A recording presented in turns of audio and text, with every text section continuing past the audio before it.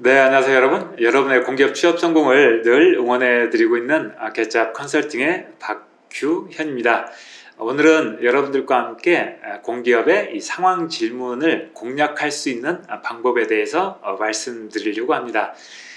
상황 질문이란 면접 과정에서 면접관님께서 직장 생활 중에 나올 수 있는 여러 가지 상황을 제시하고 그에 대한 답을 요구하는 형태의 질문을 말합니다.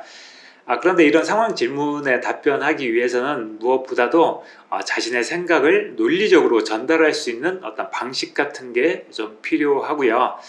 또 한 가지는 여러 가지 다양한 상황이 나올 수 있는 만큼 그때 여러분들이 어떤 방향으로 답변 내용을 만들어야 될지 좀 어떤 원칙 같은 것들이 좀 필요합니다.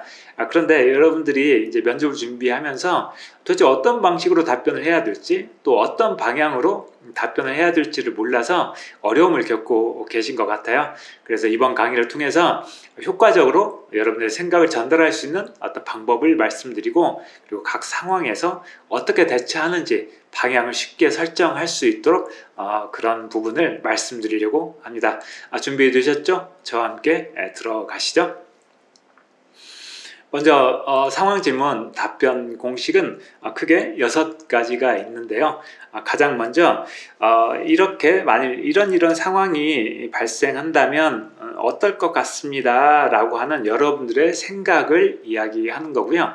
이 부분에서 여러분들이 쓸 수 있는 것은 제가 상황 발표 면접에서 말씀드렸던 5가지를 가지고 이야기를 하실 수 있어요. 첫 번째는 이런 상황이 발생했던 원인을 말씀하시는 것이 될 수도 있고요.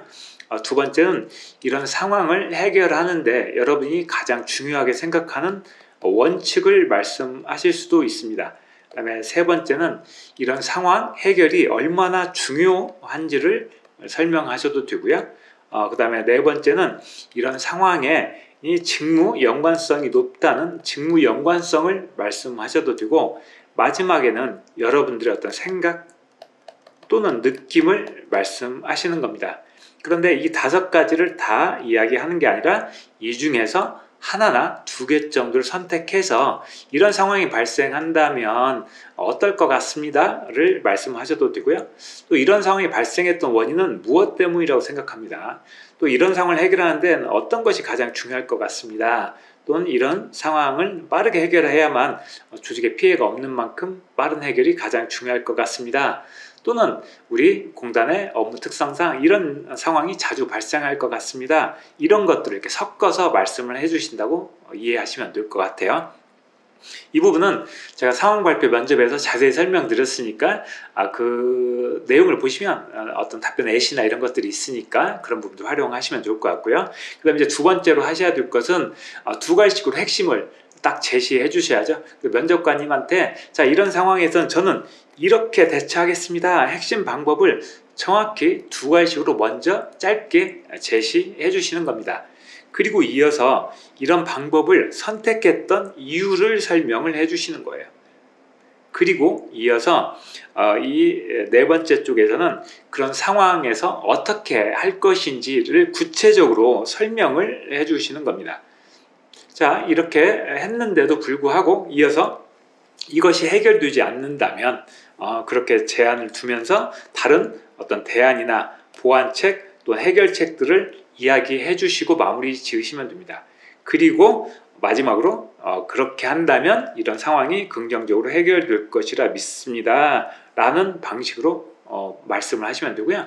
이 부분은 상황 발표 면접 강의를 들으셨던 분이라면 이게 전에 상황 발표 면접 때 썼던 틀하고 굉장히 비슷하구나를 쉽게 이해하실 수 있을 거예요.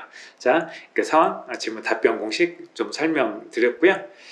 다음은 앞서 말씀드렸던 상황 질문 답변 공식에 따라 답변하는 예시입니다. 롱 버전과 숏 버전이 있는데요. 먼저 롱 버전을 설명해 드리도록 하겠습니다. 이 주어진 상황은 고객이 와서 언성을 높이면서 무리한 요구를 하는 상황이에요. 자, 만약 까다로운 고객이 언성을 높이며 무리한 요구를 한다면 처음에는 많이 당황할 것 같습니다. 나의 생각을 이야기했죠.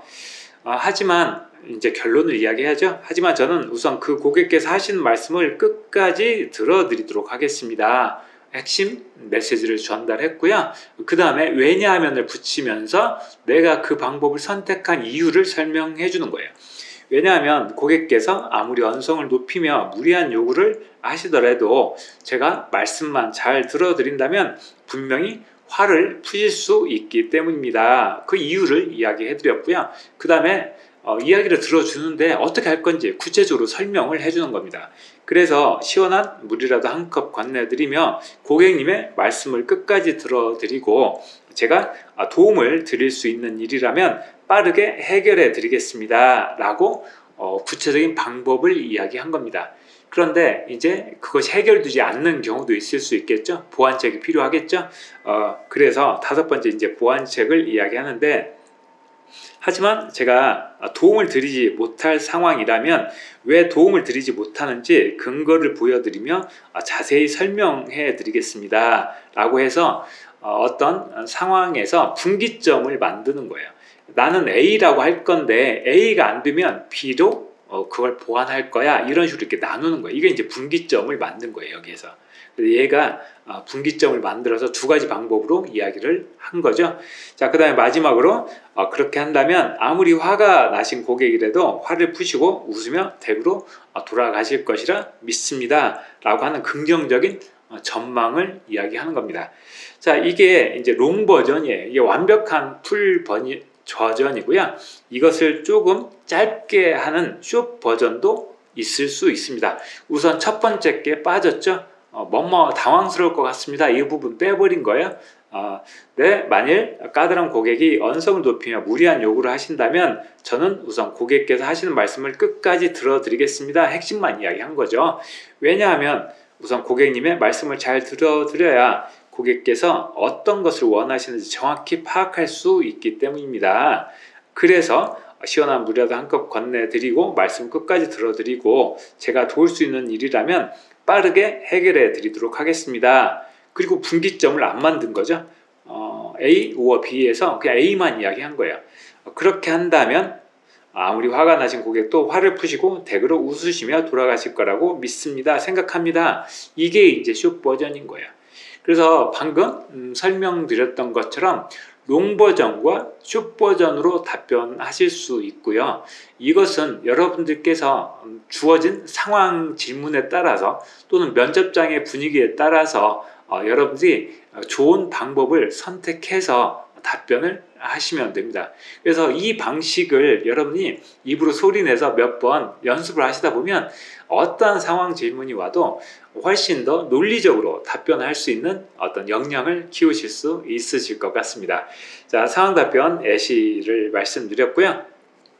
자, 그 다음에 이제 상황 질문이라고 하는 게 앞서 상황 발표 면접에서도 말씀드렸던 것처럼 워낙 많은 다양한 상황들이 주어질 수 있어요. 그래서 각각의 상황에 어떤 모범 답안을 미리 준비하고 이걸 연습한다는 게 현실적으로 어렵습니다. 그리고 예기치 못했던 상황이 주어질 수도 있겠죠.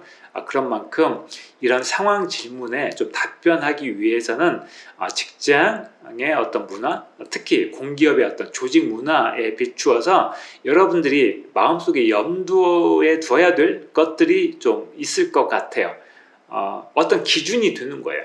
이런 상황에 여러분이 어떻게 대처할 것인지에 대한 여러분들만의 기준을 가지고 있다면 답변을 구상하실 때 훨씬 더 효과적으로 하실 수 있다는 것입니다. 그래서 제가 정리한 이 5가지가 있는데, 가장 먼저 항상 어떤 상황이 발생하더라도 우린 항상 신중하게 판단하고 선택을 하는 거예요.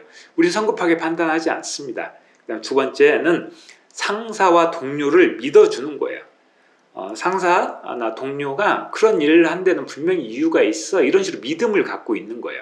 그리고 3번째는 나는 이성적이고 논리적으로 이 문제를 해결하는 게 아니라 나는 인간적으로 해결하려고 먼저 노력하는 겁니다. 그리고 4번째는 어떤 상황이 주어지건 내가 희생하고 양보하고 또 적극적으로 노력을 하려는 자세를 보여주는 겁니다.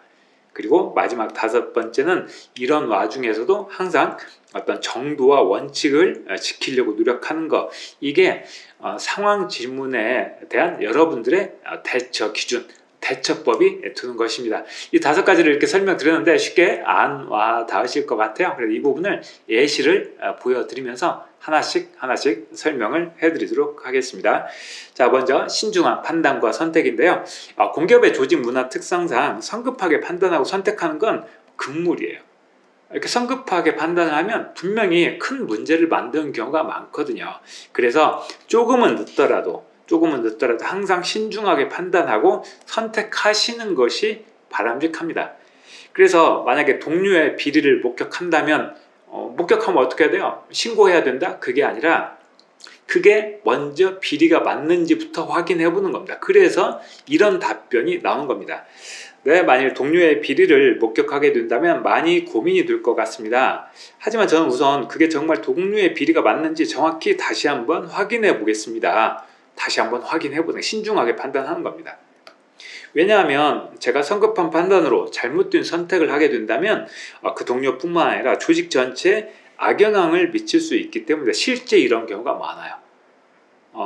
이게 동료가 어떤 행동하는 것을 지레 짐작하고 이게 문제를 키워서 나중에 조직에 악영향을 미치는 경우가 많습니다. 그래서 항상 신중하게 판단을 하셔야 된다는 거예요.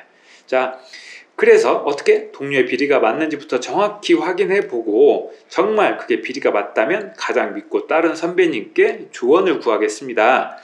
여기서도 내가 적극적인 해결책을 이야기하기보다는 선배한테 조언을 구하겠다라고 이야기하는 거죠. 그러니까 이런 모습이 공기업의 조직 문화에 가장 잘 맞는 모습인 겁니다. 왜? 여러분들은 아직 직장 경험이 부족한 신입사원이기 때문에 선배한테 항상 조언을 구하면서 어떤 선택을 하시는 게 필요하다는 거예요. 그래서 선배에게 조언을 구하겠다 이런 표현들 자주 활용하셔도 됩니다. 자, 그렇게 한다면 선배님께서 가장 좋은 대처 방법을 알려주실 것이라 믿습니다. 이렇게 마무리하시는 거예요. 아시겠죠? 자, 신중하게 판단하고 선택하는 것이 어떤 건지 이해하셨죠? 자, 그리고 그 다음은 상사와 동료에 대한 믿음입니다. 상사와 어떤 동료를 믿지 못하는 것은 좀 치명적인 거예요. 그래서 어떤 규정과 원칙에 따라 일을 처리하는 것도 물론 중요하지만 그것보다 더 중요한 건 상사와 동료를 일단 믿어주는 것을 고려하시는 게 필요합니다. 자, 질문 예시를 좀 들어드리자면 선배가 자신의 업무를 계속 떠넘긴다면 어때요? 우리 당장 쉽게 생각하면 그 선배에게 너무 힘들다고 뭐 하소연을 한다든지 뭔가 이런 걸 하거나 아니면 업무 분장을 다시 해달라고 이렇게 한다든지 뭐 이런 것들 이야기하실 수도 있겠죠. 그런데 그게 아니라 일단 상사 동료를 믿어주는 겁니다. 네, 만일 선배가 자신의 업무를 계속 저에게 떠넘긴다면 조금은 힘들겠지만 그 업무를 제가 맡아서 열심히 수행하겠습니다. 선배님께서 왜냐하면 빠진 거예요. 선배님께서 저에게 업무를 주신 것은 그만큼 저를 믿어주시고 업무를 가르쳐 주시기 위해서라고 생각합니다. 선배를 믿는 겁니다. 그래서 투덜대기보다는 선배님께 조언을 구하며 열심히 그 업무를 처리하겠습니다. 구체적인 방법을 이야기하는 거죠. 그렇게 한다면 업무도 더 많이 배우고 선배님과의 관계도 더 좋아질 것이라 생각합니다 라고 이야기하고 있어요. 여기서는 선배가 나한테 일을 떠넘기는 게 일이 귀찮아서 선배가 나를 일을 떠넘기는 게 아니라 나에게 일을 더 가르쳐 주려고 하는 거야 라고 하는 믿음이 먼저 깔려 있다는 겁니다. 그래서 이런 모습을 면접관님께서 굉장히 좋아하세요. 그래서 항상 이렇게 동료, 선배, 또 상사를 믿는 자세를 꼭 보여주시는 게 필요합니다. 2번째까지 말씀을 드렸고요. 그다음에 이제 3번째는 인간적인 해결책입니다. 가끔 이제 조직 생활을 하다 보면 이성적이고 논리적으로 해결을 하는 것이 맞다고 생각되지만 이제 또 공기업의 조직 문화 특성상 또 조직의 특성상 그런 것들이 오히려 독이 되는 경우가 많습니다. 그래서 오히려 이런 인간적인 해결책을 선호하는 경우가 많아요. 특히 좀 나이대가 있는 면접관들은 그런 조직 문화에 좀 많이 익숙해져서 이런 식의 답변들을 좀 선호하는 경향이 많습니다. 그리고 이제 MZ 세대에 대한 가끔 어떤 우려나 걱정들을 하는데, MZ 세대들이 너무 이렇게 뭐랄까요, 냉철하게 너무 스마트한 거예요. 그러니까 그런 모습들이 오히려 조직에 좀 악영향을 미치는 경우가 있기 때문에, 그런 부분들보다는 인간적인 해결책을 말씀하신다면 훨씬 더 좋은 평가를 받으실 수 있을 겁니다. 자, 특별한 이유 없이 선배가 부당한 대우를 한다면 이건 어떤 거냐면, 너를 갈구면 어떡할래, 이런 식의 질문이라고 생각하시면 돼요. 부당한 대우예요. 나를 인정을 안 해주고 나를 좀 싫어하거나 이런 것들이에요. 만일 특별한 이유 없이 선배로부터 부당한 대우를 받게 된다면 먼저 제가 잘못한 일은 없는지 되돌아보겠습니다. 왜냐하면 선배께서 특별한 이유 없이 저를 부당하게 대우할 리는 절대 없다고 생각하기 때문입니다. 그래서 제가 부족하거나 실수한 부분을 보완해 나가겠습니다. 여기 이제 분기점을 만들었죠. 그래도 상황이 해결되지 않는다면 휴식 자리에서 선배님께 소주 한 잔 따라 드리면서 저를 좀 이뻐해 달라고 앙탈을 부려보겠습니다. 이게 바로 인간적인 해결책인 거예요. 그렇게 한다면 선배께서도 저를 더 이쁘게 봐주시고 업무도 많이 가르쳐 주실 것이라 믿습니다. 생각합니다. 이렇게 마무리를 지은 겁니다. 여기에서는 이렇게 내가 부족한 부분, 내가 먼저 고쳐 나가는 거예요. 고쳐 나가되, 그래도 선배가 나를 계속 부당하게 대우한다면 인간적으로 이제 해결하려고 접근하는 겁니다. 그래서 여기 보시면 소주 한 잔 따라 드리면서 이런 표현들을 하시잖아요. 면접관님들께서 아마 굉장히 좋아하실 거예요. 고개 끄덕끄덕 해주실 거란 말이에요. 그래서 이렇게 인간적인 해결책도 꼭 고민하셔야 됩니다. 자, 네 번째 방법이죠. 적극적인 해결 노력, 내 희생하고 양보하는 거예요. 문제를 해결하기 위해서 내가 적극적으로 노력하는 게 필요하죠. 그래서 내가 손해를 좀 보는 자세, 그리고 먼저 희생하고 양보하는 모습을 이런 답변을 통해서 보여주신다면 훨씬 더 좋은 평가를 받으실 수 있습니다. 자, 팀 내에 저성과자가 있다면 어떻게 해야 돼요? 팀 내에서 성과를 많이 못 내요. 그러면 내가 손해보고 내가 도와줘야 되는 겁니다. 자, 가볼까요? 만일 팀 내 저성과자가 있다면 조금은 힘이 들 것 같습니다. 하지만 저는 먼저 팀 내 저성과자인 동료를 도와주기 위해 열심히 노력할 것 같습니다. 왜냐하면 그 동료를 돕는 것이 결국 우리 팀의 성과로 돌아올 수 있다고 생각하기 때문입니다. 팀을 먼저 생각하는 거예요.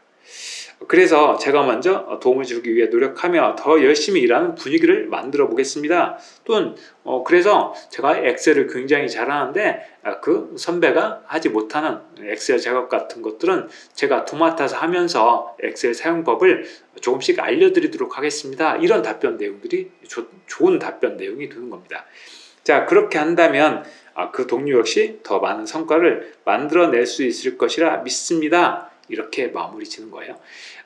우리가 항상 손해보는 모습, 양보하는 모습, 열심히 노력하는 모습 보여주면 그런 사람들을 면접관이 싫어할 수가 없습니다. 그래서 이런 답변들을 면접관이 좋아하시는 거예요. 아시겠죠? 자, 마지막 이제 정도와 원칙을 지키는 것입니다. 공기업의 특성상 어떤 규정과 원칙 이런 것들을 굉장히 중요하게 생각하는 조직 문화를 가지고 있어요. 그래서 규정을 어기거나 편법을 사용하는 것은 실은 금물이에요. 항상 규정과 원칙을 좀 지키려고 노력하는데, 이 부분이 앞에서 말씀드렸던 인간적인 해결 이런 부분하고 좀 약간 상충되는 감이 없지 않아 있기는 해요. 그래서 이런 부분들은 여러분들이 좀 여러 가지 상황들을 고민하시면서 좀 적절한 어떤 절충점을 찾는 게 필요할 것 같습니다. 자, 만일 상사의 불합리한 업무 지시 이런 것들이에요. 자, 이렇게 상사의 불합리한 업무 지시가 내려오면 부하 직원으로서 그 지시를 따르기 위해 노력하겠습니다. 여기서 이제 주의해야 될 건 불합리한 업무 지시예요. 불합리하다는 것은 나의 판단인 거예요. 상사가 지시한 건 상사 나름대로 이유가 있는데 내가 신입 직원인 내가 그것이 잘못됐다라고 임의적으로 판단한 거란 말이에요. 그래서 상사의 지시를 따르는 게 맞습니다. 왜냐하면 상사가 그런 지시를 내린 데는 분명한 이유가 있을 것이라고 생각하기 때문입니다. 직장 경험이 많고 업무 경험이 많은 상사께서 그런 지시를 내는데 분명히 이유가 있단 말이에요. 자, 그 이유를 설명해주고, 하지만 그 지시가 법이나 규정을 위반하거나 비윤리적인 지시라고 판단된다면 그런 문제점을 따로 정리해 상사님께 말씀드려 재검토를 부탁드리도록 하겠습니다. 분기점을 만들었죠. 그렇게 한다면 상사께서도 다시 합리적인 지시를 내려주실 것이라 믿습니다. 이렇게 정리한 거예요. 여기서 이제 보시면 아시겠지만 분기점을 만들었고 먼저 지시는 따르되 그게 법이나 규정을 어기는 거다, 비윤리적인 문제가 있다라고 한다면 문제점을 정리해서 상사에게 재검토를 부탁하는 겁니다. 그러면 상사가 다시 합리적인 판단을 내려줄 거다, 나는 그렇게 믿는 거예요. 아시겠죠? 자, 이렇게 하시면 정부가 원칙을 지키는 방향으로 답변을 하실 수 있을 것 같아요. 지금까지 공기업 면접에서 자주 등장하는 상황 질문에 논리적으로 답변하는 공식 공략법을 말씀드렸고, 또 여러 가지 다양한 상황에서 여러분들이 답변 방향을 결정 지을 수 있는 어떤 5가지 기준에 대해서 말씀드렸습니다. 이런 내용들을 좀 잘 참고하셔서 여러분들만의 답변을 준비하시면 좋을 것 같고요. 이 다음 시간에는 이런 상황 질문들에 대해서 어떻게 답변하는 것이 좋은 방향인지 좀 힌트를 드리는 시간을 갖도록 하겠습니다. 오늘 강의 끝까지 따라와 주셔서 감사드리고요. 다음 시간에 다시 뵙도록 하겠습니다. 고맙습니다.